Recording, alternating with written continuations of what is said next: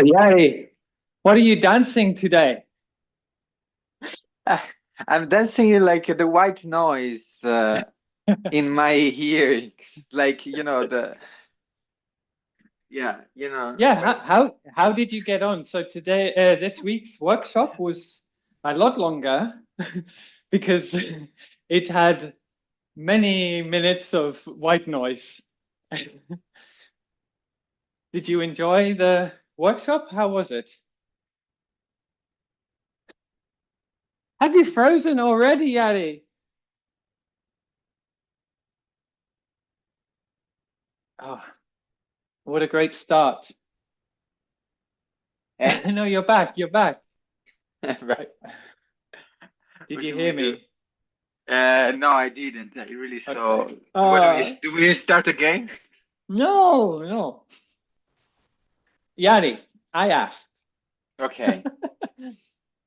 Yes, what did you think? It was a lot longer of a workshop, Yeah. um, with a lot of minutes of white noise. Mhm.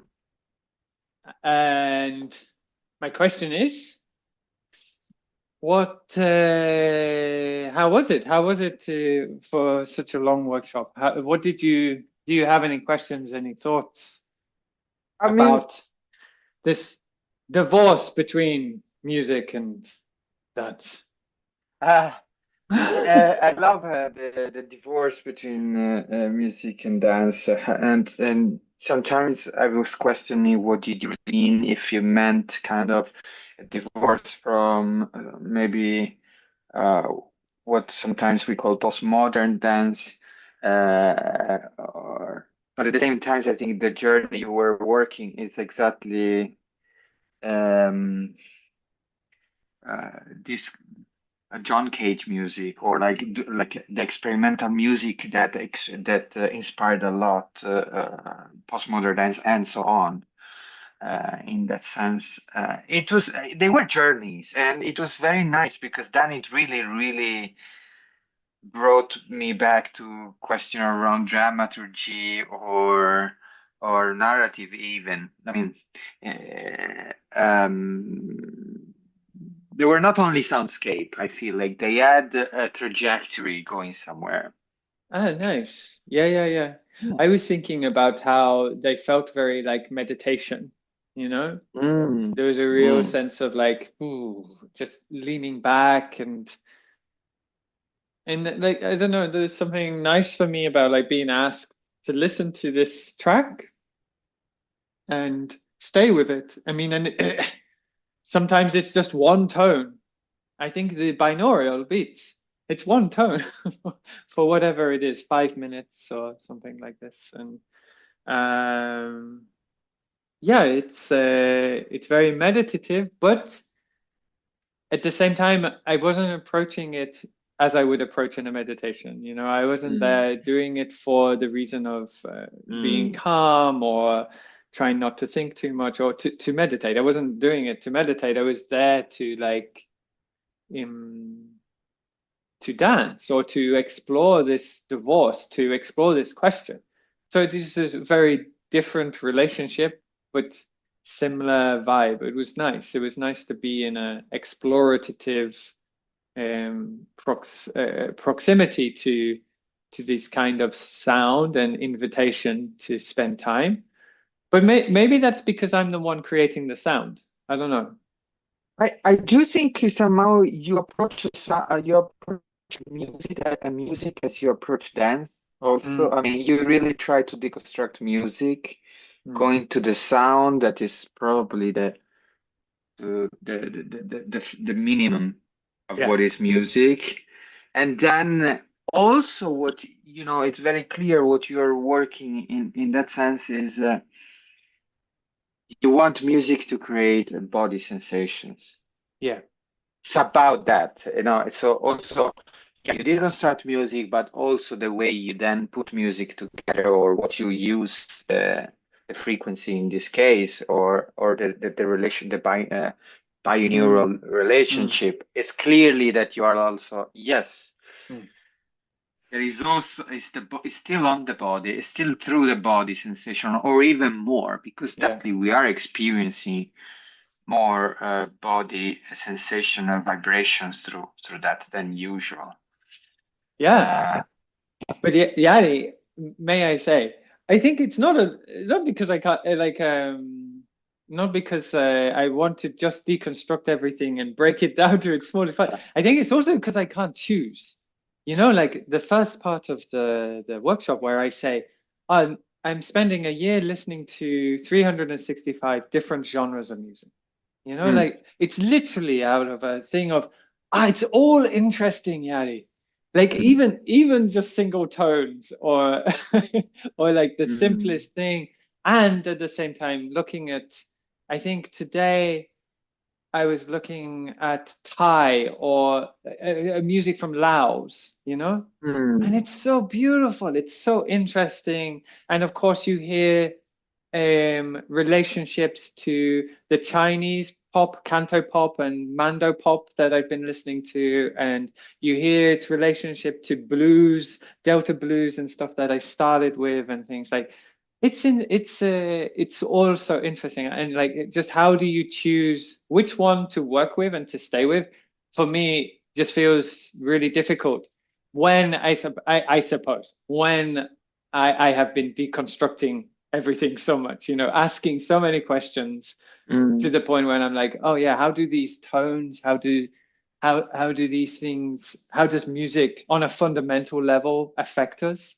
Um, how is it incorporated in the dancing? Yeah, I'm excited for you to hear next week's episode because I think I managed to actually conclude a little bit some of these thoughts. Oh, But now then it's a spoiler. yeah.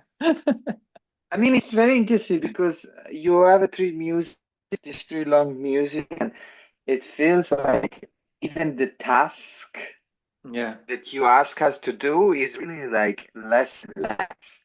It's like you almost don't give a task in the end in the lettered music. And it's clear that it's in relation with because music bring a lot of imagery, Mm, a music from a place, and it's yeah. also interesting. I mean, imagery from who? Because if I listen music from Lao and Mm, I don't have any knowledge. I only project certain kind of stereotypes. At the same time, when I dance, if I have to dance music from Lao, I might do similar things. Of mm, course, it depends how long. mm, But I'm going, this is also what happened in the first part of the workshop when you asked us to, you spoke about polyrhythm a bit very quickly, but you also asked us to just take a music and understanding that knowledge. And I questioning that knowledge, saying, what do you mean? And this time I thought, okay, it's also imaginary. It's mm, also it's also knowledge that is maybe far yeah. from me, because suddenly I have to looking for something that is not near. So I go looking for some state experience, but obviously movement from far comes, and they are not far also because I have no idea about this loud music, for example, but are far also in my experience. Yeah. Yeah. So uh, I think you're also bringing up question about coexistence Hmm. somehow, and Yeah. mix. I mean, this is also 2026 aesthetics. Mixing is part of the game. Before we had, like in the 90s, we had these things music from the world. Remember Yeah. that? Yeah. And that's in a way what it meant. It's just basically folk music, Yeah. and it's also, but so I think there is something about this coexistence. At the same time, when you just give it the last, I think it's the last audio with two tones. I mean, you're Mm, just saying there's two tones there, one on the right, on the left. They make rhythms. in your mind. You are making the rhythms in your mind. You are dancing. You don't need to do anything else because your mind is already dancing. So, Yeah. yeah. Yeah, no, no, no. I like that you say coexistence because I was when you were talking, I was thinking about context that we were talking about last week. You know, then how each of these relationships to these sort of musical phenomena, maybe it's more general, but when it gets more complex, exactly as you say, like the knowledge of that community, of what it means, of where it comes from, of how it's used, and what role it has in that community, and so on. Like it's so context dependent, right? But when you take this community or context relationality and extend it to coexistence, it's yeah, and then it's even more broad. You know, it's like okay, not only am I coexisting with the history or the lineage of this art form or this musical genre and all its contextual relevance and meaning, I'm also coexisting with the materiality of this moment and this thing. Um, and and also I think what's really nice is when we start to think through the lens of coexistence, as you say, we also yeah include today. You know, it's 2026. No one has experienced listening to that piece of music uh, from where you are today. Each one of us, you know, like when we genreify and like create a subculture or like we name a subculture, it's always retrospectively, you know, like you can't really be a part of that subculture in the same way because you are also a part of today. You know, like when we do ballet, if we me and you, Yanni, now we do some ballet, huh? We're not doing ballet. We're doing ballet today. We are moving the subculture. We're moving the genre forward through our listening or being with, coexisting with it within and amongst the coexistence that we sort of have and attain to at this moment. And of course, thinking in this way means that to copy, like you were speaking about artists that recreate new works, like to to make a reproduction of something is always to make something anew. It's always something new. Mm. You know? Yeah, we spoke about that last week a bit. Yeah. But at the same time, I do feel there is this word that is fixing coexistence is just actually almost opposite in the sense there is, I mean, not opposite. I mean, it doesn't, but it means really two different things. One is about being co-living together, and there Mm. is a question about coexistence. Also, anyway, a question of integration, of course, and the mixing is the integration part. Is the moment that somehow two things get together, Hmm. and and I don't know. I This is what I have to say. This is also what I felt in that. Also, in today's, we are speaking a lot about cultural appropriation, but at the same times, we're also very engaged in not reproducing the same mainstream legacies. And so, how do we do, or how do I Mm. do, or people like like me that come from, for example, ballet, and are busy or have been always inscribed with the main monoculture Mm. in the dance world. And there is still many people that think that if you learn ballet, you can dance everything. Yeah, I yeah, mean, yeah. and all that, and all. How do we deal with that? I mean, if I when I approach ballet, because I do actually still approach ballet, but unfortunately, when do I approach ballet, I have to question also, how do I do and for how long? Mm. Because if I stay too much, it takes every time. It's ballet. It's like one of those people that are very charming that enter the stage, or even no, enter a room and everyone is watching them. Mm. And this because it's legacy, this because it's power, and so on. But so how do if I breathe ballet all the time, and Probably here I do now that we're speaking about. But then how do we, how do we recenter or reorient also um, uh, our attention? Yeah, yeah.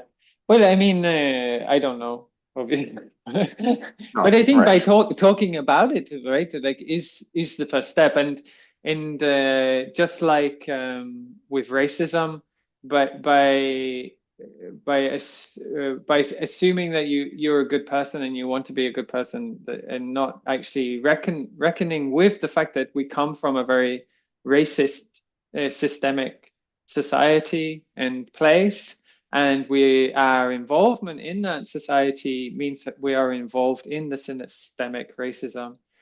Um, by trying to separate ourselves from that, but it is part of the problem. Like the necessity is to actually engage with your participation. So I think by ignoring the legacy of ballet would be in the same way of sort of like uh,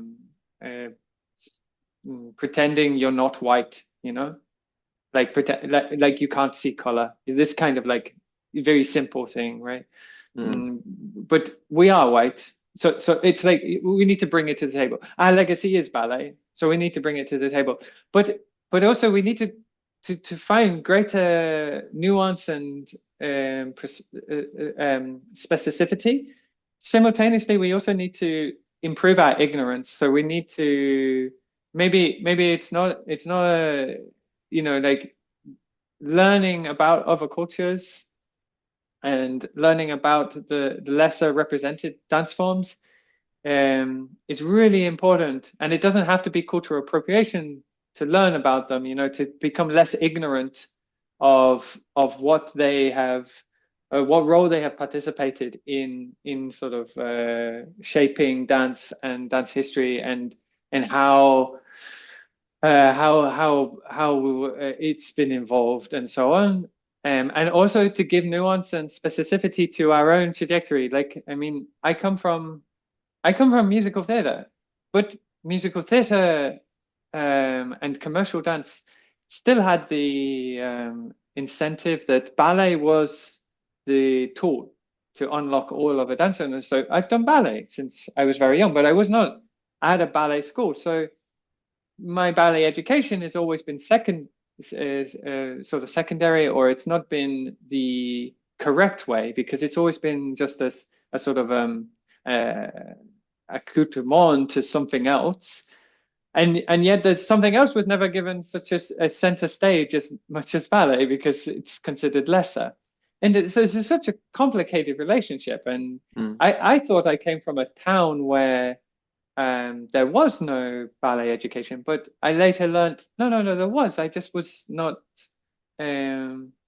not aware of it. Maybe because my parents didn't watch ballet, like Mm. because they Mm. didn't have ballet in their lives and they Mm. hadn't gone to ballet, or maybe they weren't associating with the right types of people who were aware of the ballet education that existed in my town and that could lead to a ballet career and education and professionalization. So then I went to another school which they did find out about, which didn't um, have that sort of privilege.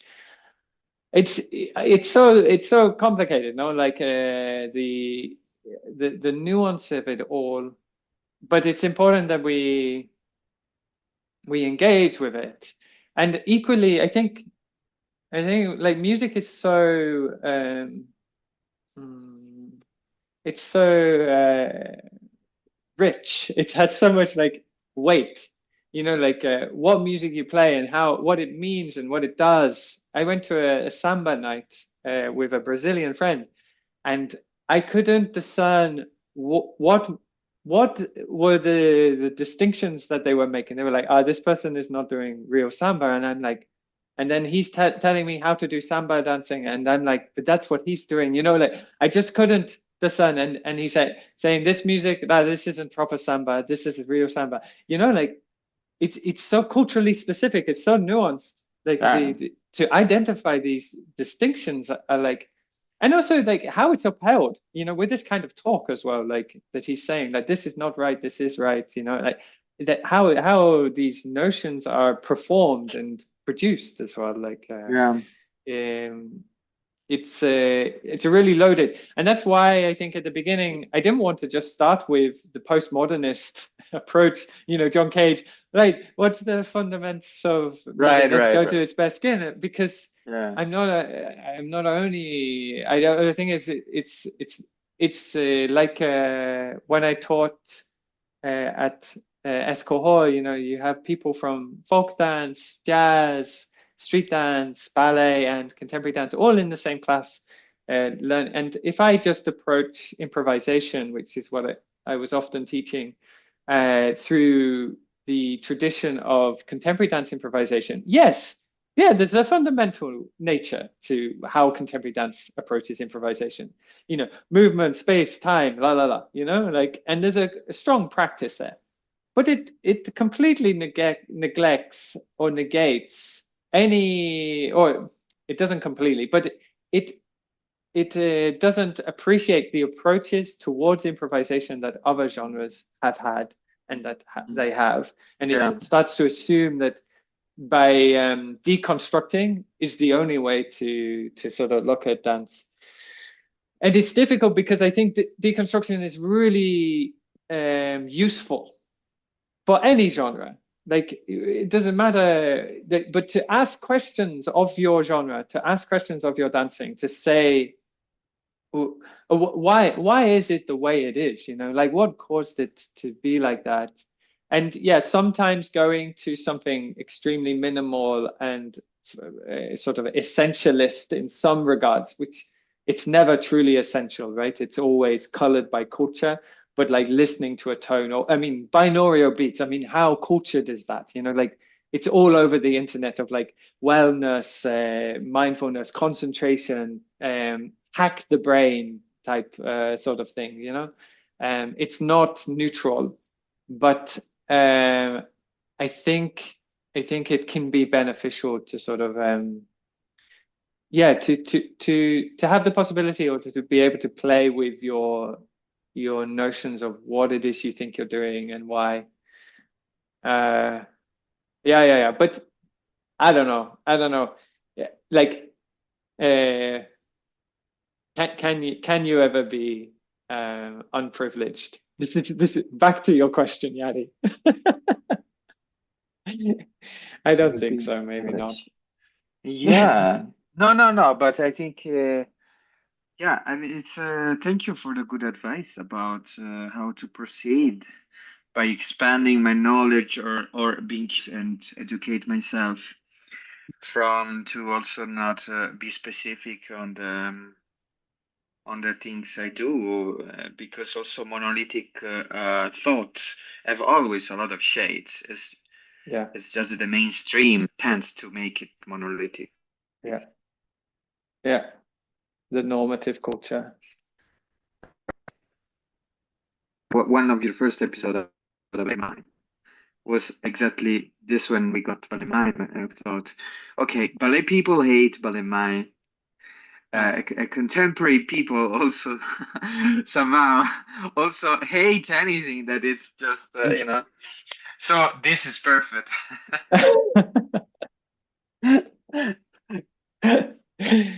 I mean, I think, I mean, our jobs as artists a little bit is to be contrary, right? To be challenging, um, challenging, yeah. I don't want to say norms, because we always like move towards the norms, because it's not only challenging norms, it's challenging ourselves, it's challenging each other, Yeah, it's it because like subcultures that gets born through challenging a norm, they need challenging as much as other cultures. And yes, we live in a very hierarchical society, one which privileges some to the extent and detriment of others, to the degree that their life isn't endangered, like it's no laughing matter, really. The horrors that come through this hierarchization of society where some cultures are preferenced over others. It's scary, it's dangerous, and it's unnecessary. It just doesn't seem like it's something we should promote. But equally, the the motive for hope, I think the motive for sort of embetterment and understanding and empathy and ethics is one of questioning and challenging. And that, like, we spoke about this book ages ago. I won't find it now. I've stood up to find it, but Alvin Noe's book on entanglement, and because like the notion of what the thing is that we're dealing with, and the artistic act of questioning and challenging that thing itself, they're entangled. You can't question something that you don't have a sense of where it is, or there isn't some sort of feeling around its itness. And going back to last week, I mean, I don't think it's a perfect practice in the least, but I think it's very concurrent with this idea, this motor that I'm just like trying to emphasize is deconstruction or criticality. Is this it? Is this what I think it is? Take something that you recognize, even in movement, even in improvisation, a position, a posture or something, and then ask, but is it really? Is it really what it is? Is it, you keep pushing your understanding of it. It challenge its edges, go to its limits and see where it fails, where it falls off, and also really articulate exactly what it could be, right? Really try to produce its singularity, or circle around it and find all the things that are within its mandate, all the things that produce it and sort of create it and form it. Like, this feels like the work we do is not just as artists. I don't think we're that special in regards of criticality. I think we're all critical beings, critical creatures. Somehow. Yeah, I mean, it's interesting that you bring up this question. Sorry, maybe I go back a bit. This question about challenging norms, or because once we speak about norms, it's also very abstract because when you say challenging yourself and challenging norms, in the end, for me, is the same. Yeah. Because I am challenging the norms that I think they are my norms, or they are around me, and they kind of I'm affected by. But that somehow I make it, somehow I made an opening for them to become my norms, or to call them the norms. Once I call them norms, it's my point of view that this is the norms and I feel subjected by. But the subjection, it's an act I do. That's also, sometimes it's more visible and sometimes less.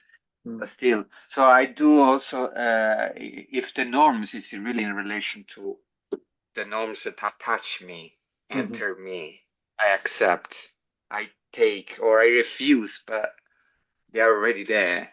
There is something that somehow is the plasticity of myself, maybe, or even what may make me pregnant, not pregnant, that doesn't feel like, what make me like exchanging with the world, this opening. And then I think I no, I mean, we were speaking a little bit last week as well about habits, and how our identity is informed, and produced or created Oh, or right. Beautiful. shaped, Yes, right? true. And that in relationship to expression as well, and what we think we are and what we are. And I think it is this constant conversation. When I worked with the Mexican shaman, like my first job with Fabulous Beast, for me, the revelation was we did all these meditative practices or sort of ritualistic like practices, which provided me the possibility of the time or a means through which to reflect on myself. It was always reflective upon myself. It was always the ability to really question who I am and what I'm working with. Even when we worked with family constellations, which is a therapeutic practice and everything, but we were using it maybe in a slightly different way. And it was never to fix my family, and maybe not even fully to fix my relationship to my family, but to give me a tool through which to reflect upon myself through the lens of the family, through the lens of this exercise of positioning and repositioning. Um, the yeah, it's I think you're absolutely right, but also the self is not. It's not itself without its relationships either, right? So even when we talk about norms, they are produced within the sort of intersubjective space, the self that is a part of the world, and is Yeah. relating all the time. But I mean, also, like, I can't help but also think, we're in a strange time as well, where decentralization or criticality is um, is also sort of weaponized for the far right, or for the right, where you Yeah. see, um, you know, science isn't true, climate change isn't true, climate denial and things, where criticality has become a sort of a weapon against, um, or maybe not against anything, but to further personal capitalist gain. It's you can benefit by using deconstruction, by using a sort of critical lens to say climate change doesn't exist. Um, and of course, arguably, it's not a great. They're doing it out of bad faith. Like it's not a very faithful arguments that they're making. But this is the culture, right? That we sort of find Yeah. ourselves in at the moment. Yeah. So. And you're right that these cultures also then travel back. I mean, I'm everything can be just a super like forms. We're so easy to deal with this form and aesthetic because it's not really problematizing. I mean, it's not questioning really. It's just using those forms, those aesthetic, those words, reusing words. Just to, in that sense. And it's also to our myself questioning all the time. Oh, am I really doing this? mm, Like, am I really busy with this, or am I really questioning also my ideology, or Yeah, I'm yeah, just, yeah, yeah, yeah. I mean, uh, especially that's the strangeness of our time because of that sort of radical decentralization, criticality that we see from the right. Then, then people on the left are sort of looking towards a more conservative ideal of like, yeah, can we not have the artistic funding back? And of course, I understand it, right? Like we want things to be the way they were, when we had some more social welfare and stuff. Like it makes sense, of course, but it means then we are shifting towards a more conservative approach to politics and mhm. articulation.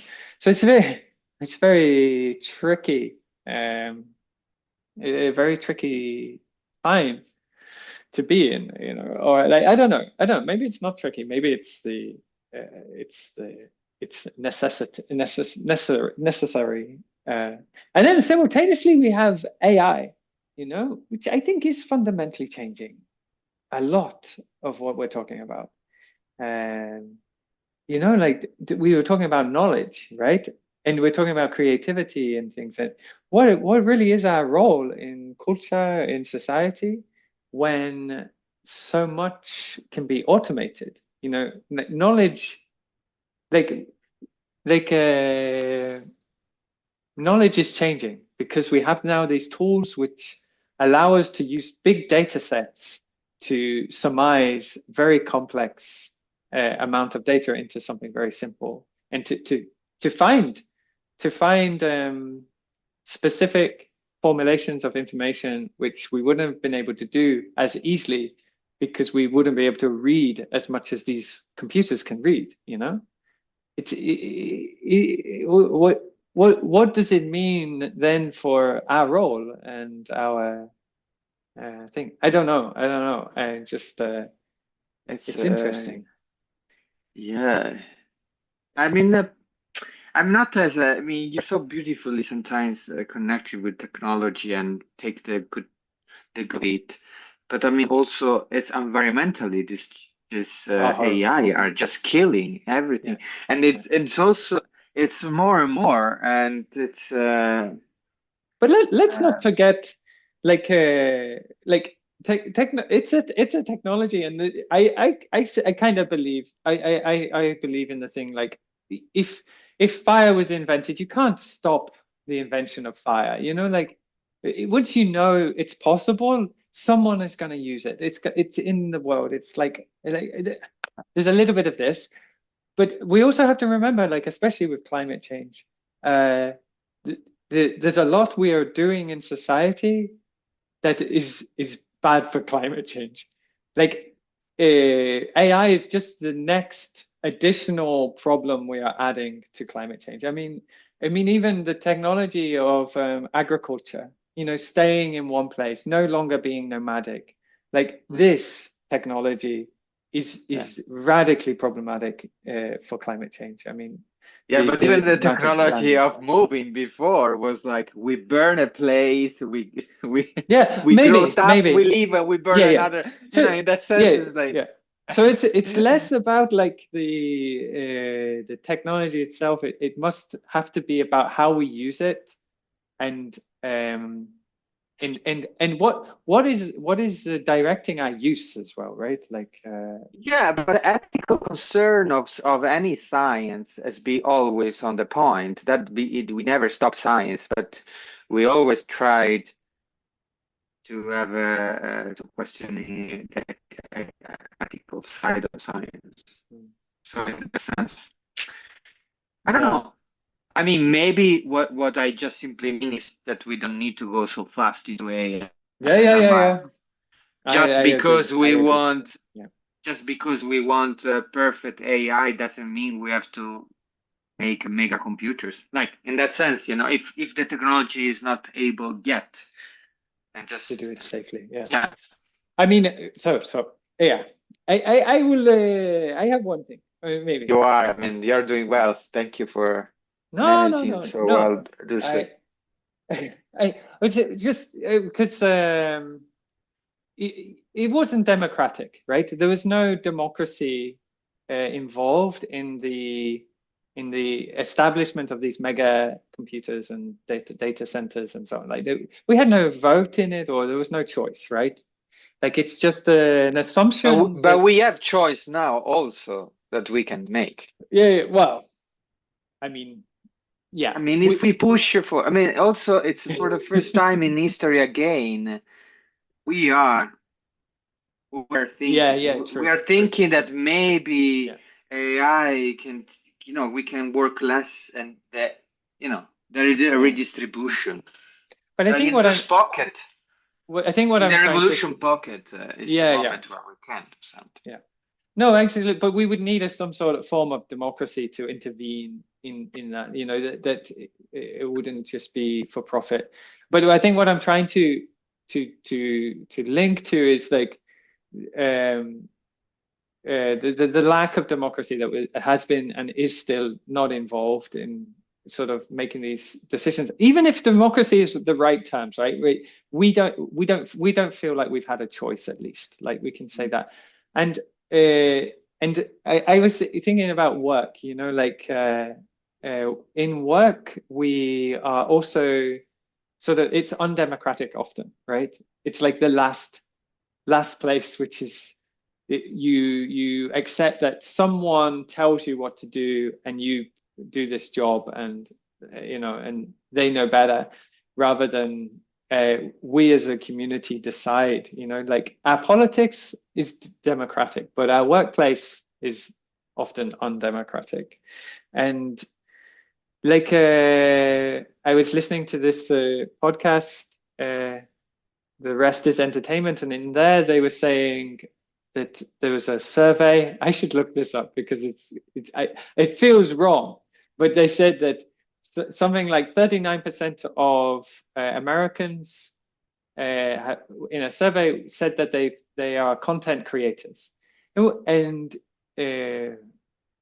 what does this mean? Like, at least in the podcast, what they were sort of asking is like, does this mean work is no longer hierarchical? Like that people are working literally for themselves, both as consumer and producer. Like this, putting things on social media and so on. Like this, there's a if we try not to think too much about the big corporations that run these platforms, but there's a de-hierarchization of the workspace, and maybe the the end to the traditional ideas of work as this thing of you do as you're told, and you sacrifice yourself for something greater.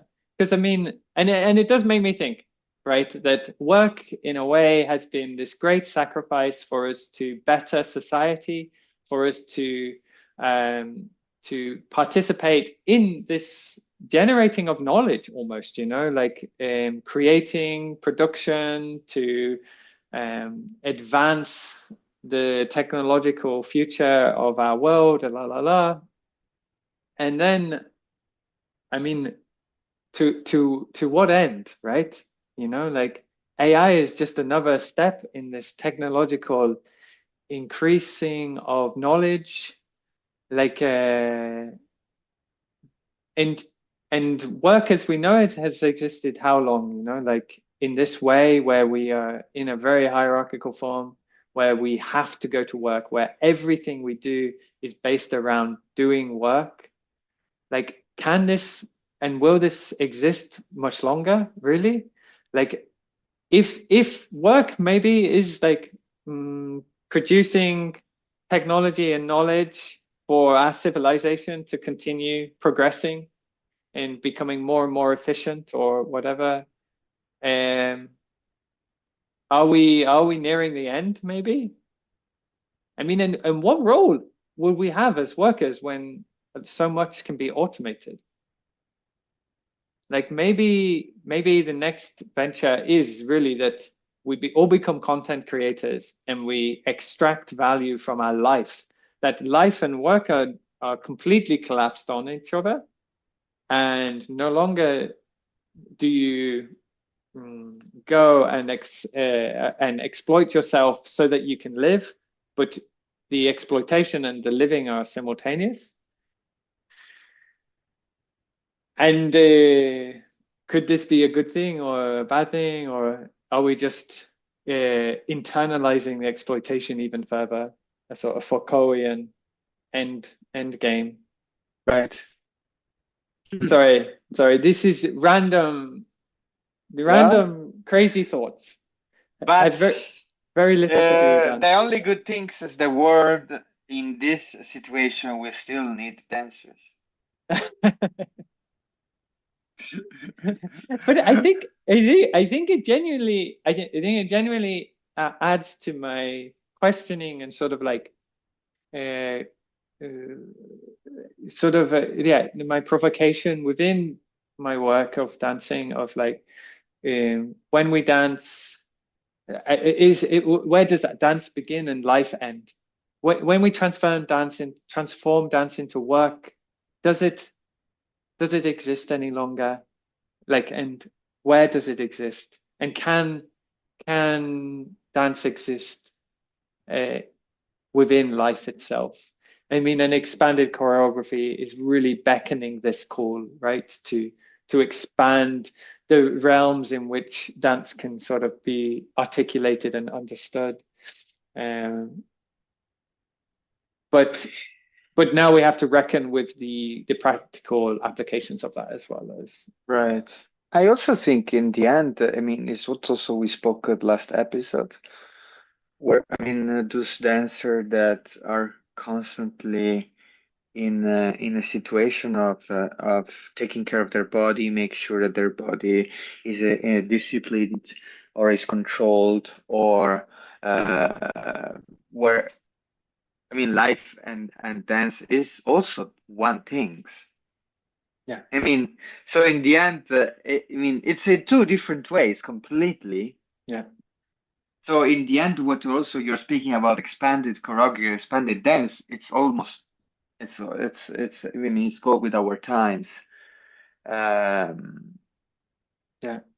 but And maybe then before there was no yeah, life. That's make yeah. the difference. I Yeah, mean, like, maybe. you know, in that kind of like when everything it's about dance Yeah, and the purity of dance, no, it yeah. was also like, oh, you sleep in that position so that when you wake up, you have this straight back, you know, Yeah, like, yeah, yeah, yeah. Absolutely, yeah, absolutely, absolutely. Where does it really end? Actually, this practice of forming the body to be what we wish it to be. And also, what are the contexts now in which we can practice our dance? Because we're hyper professionalized. Like, if you, there's so many people you couldn't speak in this way to. But maybe because of the internet, we're able to do this, and I'm in a completely different place, you know. And mm, perhaps the people who listen to this, thank you for listening. Uh, Maybe they are also interested in exactly this specific articulation of dance within this context that we have sort of found. And it's enabled through technology, you know, it's enabled through social media. I mean, arguably YouTube that we use could be considered a social media. So uh, like yeah, the emergence of of this of the context of work and simultaneous with the with what we practice as well, like you say, like we're more and more conscious around somatic practices and sort of healthy bodies and careful practices, ethical practices, considerate, politically engaged practices.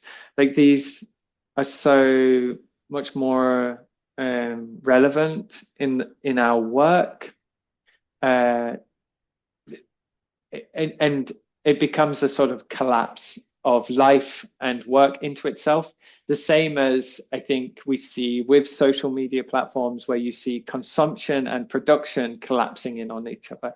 No longer are we only consuming, we're also an engaged consumer. And that role, it means that work and life can no longer be discerned as easily. Um, and I think we as artists, I think what we're doing as well, we're trying to hold on to exactly as you say, like let's not use AI. We should boycott AI. We should put up a wall. We're trying to move away from that, but we're equally but we're within a world, a society that is using AI. So we're having to position ourselves in relationship to it still, even if we are boycotting it and sending that sort of political messaging around it. yeah. I mean, you bring up also, I mean, there's you bring up questions about also because you speak very often about extraction of dance Yeah, from maybe labor from work. Mm. And it's obviously for me, it's very important to have a sustainable life with dance.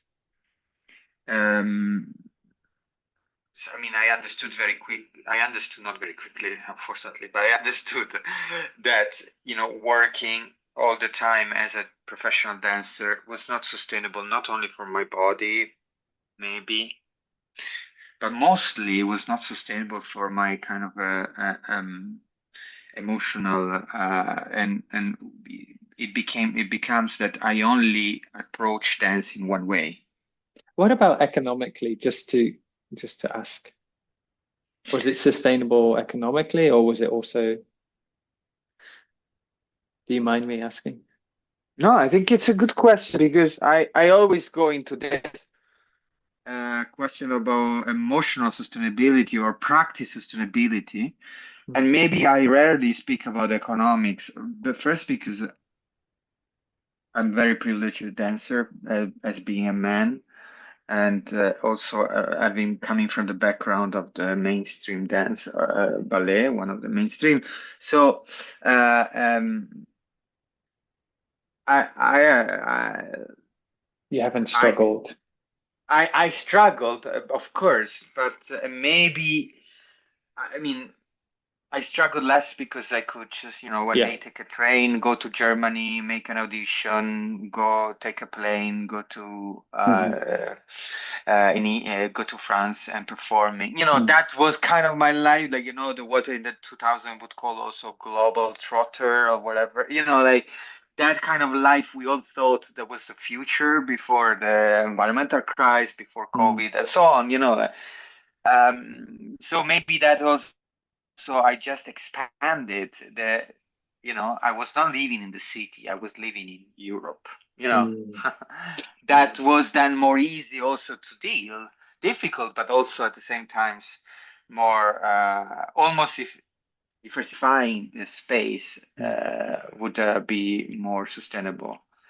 Um, But you're right. I mean, just to go back, it's equally interesting how it was necessary for the sustainability of yourself emotionally. Yeah, I do. That's why I push all. Of course, I do have to say that most of my peers and colleagues, and me myself, maybe, and I don't want to admit as much, Mm. we are doing other jobs because economical sustainability. Yeah. But I do want to press first because I don't want to say I'm a dancer with a second job as I'm like no no no. My second job is as good as also so there is also is this where I also want to friction just no no. There is no Mm. shame. First, there is no Mm. shame to have another job. Second, it's equally good, my second job. It's not that it's just because I can't dance every day. Mhm. In that sense. Mm. Because if I would dance every day, then I would still dance as working, and then this would not still be sustainable in terms of practice. So my Yeah. practice Yeah. would only be Okay. stage based, would only be about I am working for money and getting money as a dancer. Mm. So then I would always do the same kind of movement or Yeah. activity movement or ethical movement, whatever, value Mm. movement in that Mhm. sense. Mm. So I think it's where I put, but of course, many of us right now, even more or right here in Stockholm, even more than 5, 10 years ago, now we are obliged economically to do other jobs. Um, Yeah. but I with mean, that, yeah. Sorry. yeah, go No, on. no, No, same, no, no. same. Well, with that, it brings also this shame or this Yeah. idea of not Yeah. reaching, not getting what we want, and this could also put us in a very low position in the sense like oh, like I also appropriated that. I want to appropriate that activity up to another job. What can um, and I do think yeah. Yeah, no, So but it's really nice because I mean we've spoken about it. It's funny how we circle around the same topics again and again and again. And I hope, I mean, for me, for you. I know it's interesting. I hope that it's interesting to other people. I definitely know that some things come out and maybe we should articulate them better, but this is the nature a little bit of our time is that we do vlog like content and you are Yari. I'm gonna draw you into this. We are now content creators. You know, we are making content for the internet and social media. And I think yeah, it's not economically very viable. Maybe we would have to do something more entertaining, right? Maybe we would have to do something that would sort of somehow reach more people. And maybe we will, maybe the more we do this, the greater we can do it. And maybe I'm also compromising. Maybe I should just put myself and say, I am a content creator and this is what I'm going to do, and not sort of try to balance being a freelancer and doing other work and being a Uh-huh. researcher and working for the Hmm. university and what's the other thing I do? Making choreographies, applying for funding, all that stuff. Like maybe I should not have that at all and just focus on this and say, I'm a content creator. I need to try and make money that way. But on an emotional level, I really like this distinction that you made. And it's very clear, like what you say, like not to make the extra job as it's just an economic necessity, or something like this. Like I can't dance, therefore I do an extra job. Like I can't make enough money. That it's just that because I think this like finding a way to do what we're doing without the necessity of being burdened by an institution like a university. This could be a PhD, right? But we're so much more free. Like we would have to be so much more articulate, and so on. And also, there's a good chance you wouldn't be able to be involved in this way if it was a PhD. And simultaneously, it wouldn't be so public as well. It wouldn't have this public facing nature.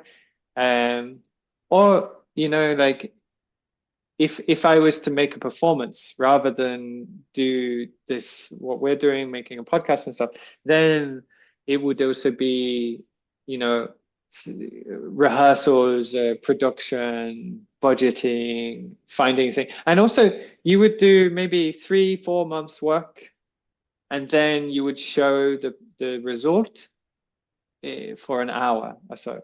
Whereas Yeah. this, like we have like a week of thinking and not thinking and resting, and then we do these intense 1 hour productions, which are live. There's no editing.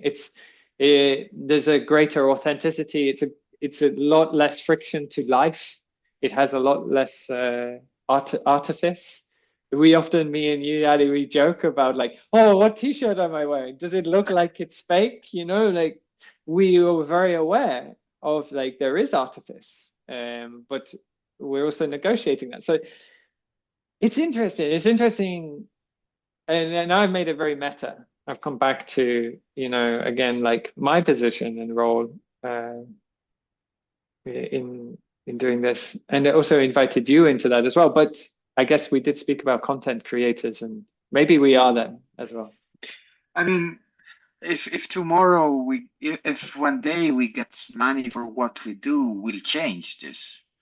And if we get money, as you said, we might also to do stuff that we are clearly not doing now. Yeah, You're doing very little like promotion or whatever, like posting. You're like, I put it there, yeah, slowly by living life, people get into the network, get into the things, by things, but because there is no need for us to get anything there mm, apart. A conversation that we know is appearing, or listening, because it's what we do also with others. We yeah, just, but yeah, also it's more like we we are consuming other podcasts. We are not really consuming ours, so but we have an idea of that more as a circle, more as an ecology. Mm. not really as like, oh, you guys say hi to us. Yeah, yeah, Tell yeah, us yeah, more about your life. yeah. Comment and follow us. Put the ring on, whatever. Which actually we're not, what we're doing a little bit is we're not asking the people who watch to become producers as well. You know, like often that's what happens, right? You form these parasocial relationships with content creators, and you feel a burden to sort of honor them by liking, subscribing, or writing to them, sending an email and engaging in some way, or even just listening, the act of listening and making sure you listen to every episode of the podcast or every new YouTube videos, like, or um, checking on their Instagram profile and stuff. Like we Mm. become a type of producer of value in that ecosystem of things. So Yeah. maybe we're also doing that, or maybe we just have poor numbers. But um, Yeah, maybe also. I'm trying to look at the numbers now so we can sort of be really, really mean to Life. ourselves. Yes, let's be mean to ourselves. So like the last reflection that went out, we had 10 listens, which is Hmm. 39% below the normal. Okay. According to I'm looking at the Spotify website, and I don't Okay. know if this is just on Spotify, because also I've seen elsewhere that we get more listens on Apple Music Okay. as well. Okay. Okay. But just to also touch on this a little bit more, like Leonora, I love Leonora. She's so intelligent. Like, I hope she does her own podcast because it would be so cool. But she said, "Oh, Peter, your website is more like a diary or a I love journal." this. And in a way, right? The- Like, yeah, it's true. There's something about the archival nature of content creation as well. And um, yeah, the production and addition to knowledge as well. I think it sits really with me on a sensorial level. Like now we've had this conversation today, and rather than us having to mm, condense it into a readable, manageable essay or text, it's done. It's out there. We can sort of let go and continue thinking and continue playing. We don't have to worry too much about it. Maybe, maybe we should. Like I remember it was you, Yari, who said, it would be really great if Peter Dance with had references. So then I Mm, started adding references. But it's like okay. extra little bit of work. And of course we reference Uh, things here, but we've not been making references. But there's actually an automatic transcription now with Spotify. So it's also possible for AI to be um, taking the information from this and incorporating it into its corporate gains. yeah. It's a Yeah. it's a nightmare. I mean, and in legitimately, as much as I'm working with you with this and this journal-like production of archive, I'm simultaneously constantly going back to my body and my lived existence and the nature and somatic practices and trying to find what would what would encourage a sense of motivation, a sense of work or legitimacy, a sense of audience and respectability with that practice. In next week's episode of the workshop, I invited practice by Elisa Brewer, and I've been trying to create content around that for the last few weeks, months, um, and I haven't done it. But um, Anna Greep, when she was supervising us, more Elisa than me, because I was also not supervising, mentoring. I was mentoring Elisa Brewer, but I felt like I was a collaborator in a sort of sense. But Anna Grebe said you should do this practice every single day for a year and not publish anything, not say anything, which is completely the reverse of how I am finding that I work. Yeah. And yet I'm listening to a new genre of music every day for a whole Yeah. year anyway. So maybe I do have practices you don't see the full extent of. Yeah, I think also that concept of practice is a concept that was great, but 10 years ago. Mm, You know, it was also now the times are different. mm. Um, and practice is the concept of in itself of practice also change. Mm, Oh yeah. and we are, Plasticity. yeah, we are obliged to be with at the same time doing Mm, and but yeah, maybe I mean sometimes I spoke about in the past about this desire for me to see like specificity on stage, and I do yeah, think that this practice every day it's what it brings, yeah. you know. So that very often has been done like performance with very little like with a practice that is not finished yet, that is not really at its mature. And Mm, because then you take that practice maybe 3 years later when you are in another cycle again. So also the way of how we bring practice back, and this mm, really can connect to what we spoke in the beginning mm, about legacy and history, and how somehow depending which side are we, which kind of as identity where we are, what we are exploring in our identity, mm, we are busy with that practice, then we go in some modern life, it's fast, we change clear so much, and we are suddenly fragmented somewhere else, and we are okay busy with the other practice that come from, you know, from the things I did like last year, but only for 2 weeks, and mm, so on. mm. So I think also this is where we are in relation to practice identity right now. Yeah, Um, Maybe it's also a bit more middle and it's not so yeah, dichotomized as, oh, identity or dance. I am a dancer or I yeah. do dance. It's now also like, I think that's something I need to tackle next is continuity and um, because I think like my initial thoughts are, well, you're always practicing and you're always specific, but I also recognize what you mean by specificity, and I wonder if for me it would be different because it's a continuity. It's a returning to the same thing or a continuation, like following a flow.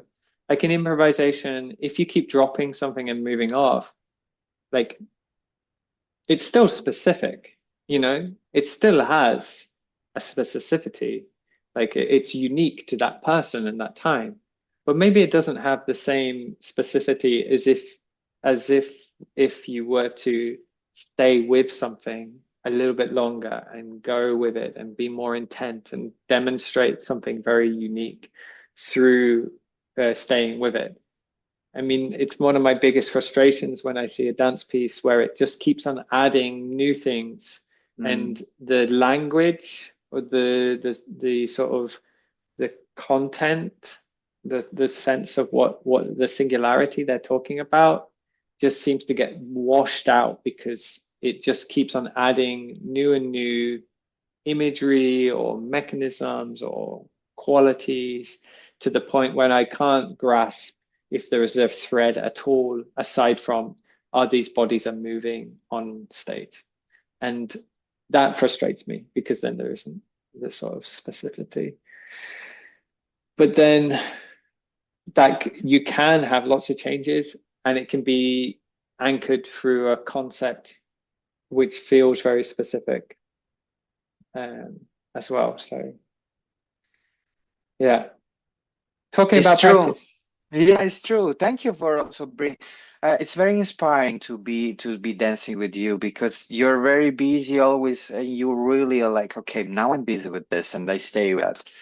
And it's also give a calmness of work of labor. You know. Wow. Yeah, thank you. Yeah, because in my head it feels like I have no consistency. Let's dance. Let's practice. Yeah. Oh,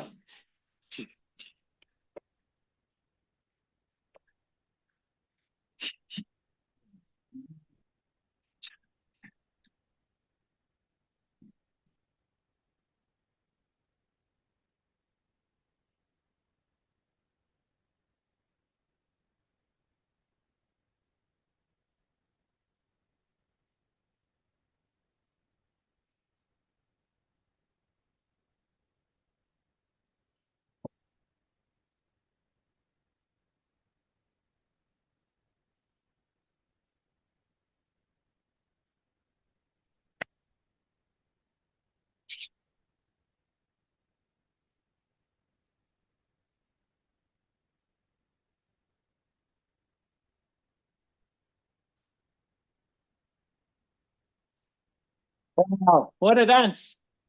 What a dance.